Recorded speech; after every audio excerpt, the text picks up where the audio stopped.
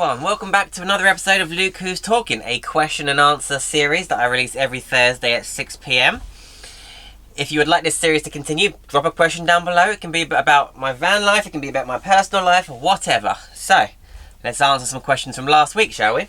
Sue B has asked, what is the best place you have woken up in your van and why? Example, e.g. the view, solitude, company, sounds, etc. Okay, so the best place I've woken up in my van is probably...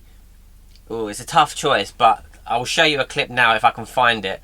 There was a particular sunrise that I woke up to in the van. I got up early, I went out and did a time-lapse of the sunrise, and I sort of did a piece to camera with the beautiful sunrise behind me. This was in the south-east coast of Spain, and man, that was an amazing view, and I just couldn't believe that I had driven my van to somewhere with such view, amazing views. Also on that trip, we spent a night in the Pyrenees, right at the top of the Pyrenees. It was cold and there was ice on the vans in the morning, but there was an amazing sunrise once again, and a great view. I'll try and, if I can find the clips, I'll show you as I'm talking.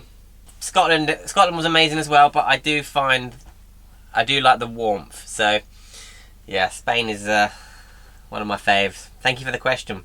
Okay, Alison Wheeler. Hi Ali. When you go full-time living in your van, how will you go about showering and washing clothes? Will you use campsites or just park wherever you can? Okay, so for showering, the plan is for Becca to use the shower at her gym. She goes to the gym every day or every other day. That's the plan. I go swimming with my daughter all the time, so I would shower there. We've also got our families, my parents-in-law live around, live close, so we could use showers at theirs now and then. But yeah, gyms, leisure centres, that's how we'd shower. Washing your clothes, there's laundrettes, there's coin-operated machines around. So, and again, if we really get stuck, then we can ask one of our families to do stuff. But yeah, there's a laundrette around the corner. And no, we won't be using campsites. We will be wild camping. I'd prefer to do that anyway. I like to be completely off-grid.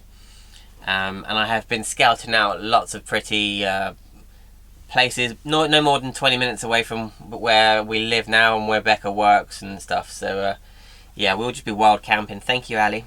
A question from Diesel Bushcraft. Hi Luke, a question for next week. In your previous videos you mentioned whenever the time comes for a replacement van you'll get another Iveco. Is there a reason why you prefer Iveco over a Sprinter or Crafter, for instance? Sprinters and Crafters, although nice vans, they're a lot of money. So Ivecos, you can pick them up good price.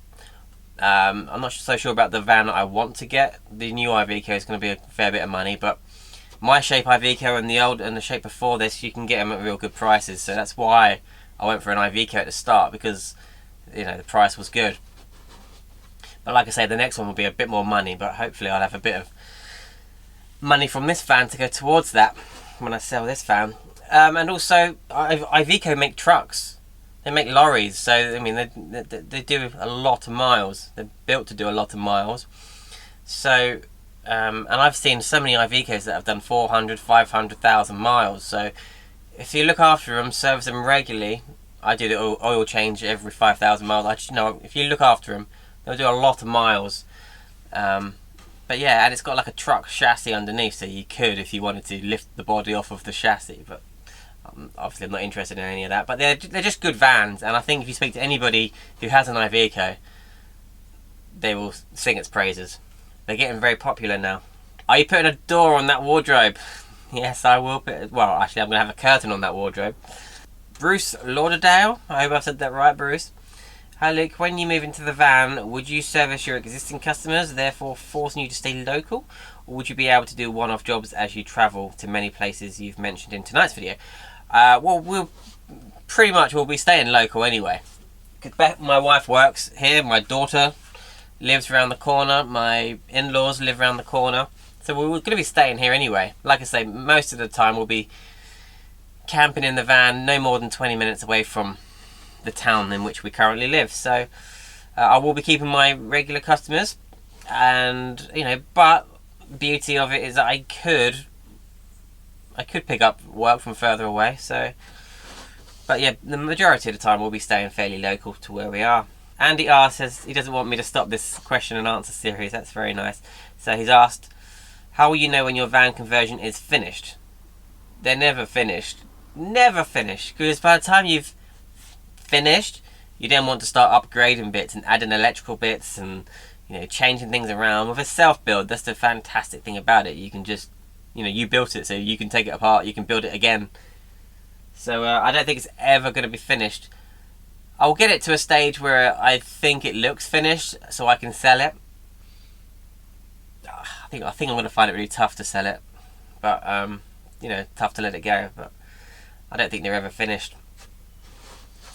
The dreaded Scottish lass has said, out of Norway and Sweden, which is better for travelling and why? I haven't been to them. But I have obviously done my research and I've seen a lot of videos, a lot of people, friends of mine that have been there. And everyone says that Norway is just amazing and it's very easy to just wild camp in the vans, and it's just great for van life and travelling in campers. So Norway is what I would say, but like I say, I haven't been there yet. The plan was to go next year, but I don't know now. I don't know what's happening now. Ian has asked, do you have mountain bikes? If yes, what brand? If not, would you consider getting a bike? Absolutely. Becca and I have been talking about this.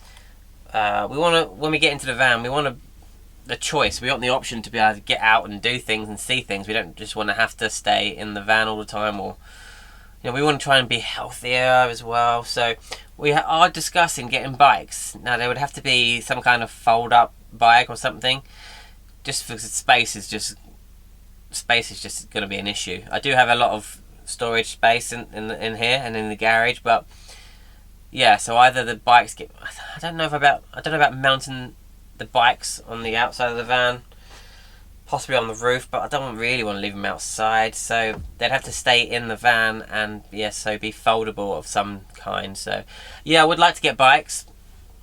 Yeah, we are talking about that, because I need to buy my daughter a bike soon, so maybe I'll have a quick look for us as well when we're in there. I would like a mountain bike. I used to ride a lot as a kid. I did a lot of trials riding on bikes, but yeah, I'd like to get a bike again, go for some rides. Just the guys asked me about the new regs regarding the drone rules and things, but I haven't really read it. I haven't looked into it yet, but it sounds like you're not going to be able to fly your drones. No flights within 150 meters of residential buildings, industrial or recreation areas. Yeah, it sounds like that's going to be a pain. I mean, I get it.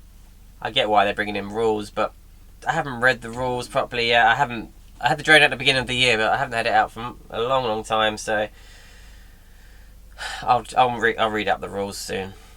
So a very good question from our good friend Damaged Goods. If you could make a phone call to yourself in the past when you were 18, what 5 pieces of advice would you give yourself? 5 pieces of advice. Get rid of any friends that are toxic and negative. Get rid of any negativity in your life. Stop chasing girls. Waste of time. Work a bit harder. Don't be such a lazy bum. Buy a camper van. Create a YouTube channel. There you go. Things I should have done when I was 18. Good question. So I think that's probably going to be all the questions for this week. I'm thinking about stopping this question and answer series. I knew the views wouldn't be amazing. I just thought it would be, you know, for the extra keen of you, it might be fun for you guys to get to know me a bit more. But yeah, I think it might be doing more harm to my channel than good. So I may just get up to 10 episodes of Luke Who's Talking and then just stop it for a while and just go back to normal build and travel vlogs. But yeah, it's been a bit strange lately for creators on YouTube. I don't know. So yeah, if you want this series to continue, put some questions in the comments down below so I can answer them next week, because I enjoy it.